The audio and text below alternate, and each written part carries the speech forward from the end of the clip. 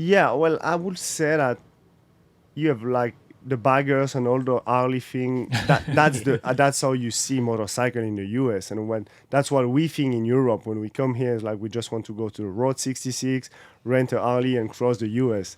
But you don't think about racing, you know. So same with the cars, we think about all those big V8 and big engines and muscle cars, but we don't think about the like you don't see that US like the racing.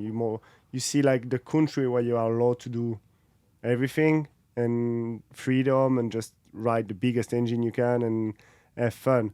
In Europe, yeah, the racing is much more in the culture. Like I think even in France, which we didn't have many riders, you know, like we have only one world champion in the highest level, but we have a lot of races like the Boulder 24s of Le Mans, the GPs, I think the highest attendance of all the GP that we have of Europe. So racing is really in the culture of Italy, French, Spain, even England. Like I raced in England, and it's something different also there.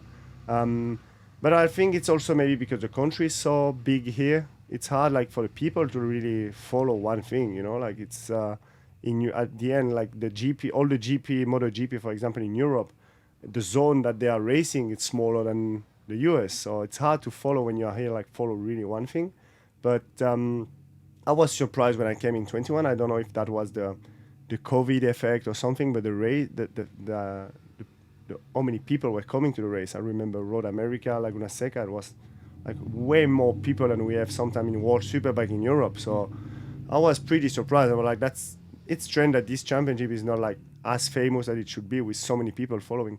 But I think it's just it keep growing up with more.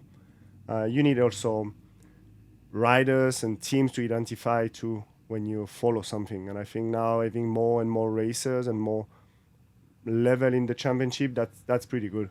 Yeah. Do you think that I always think it's interesting, like you watch World Superbike and you see there's nobody there. Yeah. Like it's mostly television, I guess. Is that kind of like how they keep doing it? So World Superbike was for me awesome until 2013, 14 was really something. Like I was in the paddock from 2008 to 2014 and it was really nice. But I think the best years were until 2008 or 9. Then Dorna bought the World Superbike and I think they just made something that it's like normal for a business owner that didn't want like the superbike to fight against the MotoGP, so they want really to make a difference between them.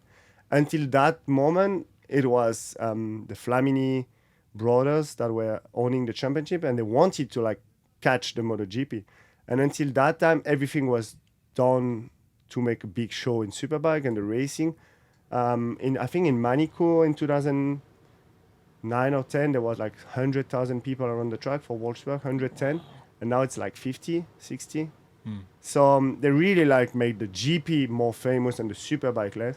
I think they won it. So it's a bit of a shame as a rider racer. I think there is really like enough space for both, but at the same time, it's normal when you have a business. You don't want like two business to fight against each other. And I think they need both because they need like there is too many riders at the moment to place them everywhere. So they need both championship, but they want like to have a big gap between them.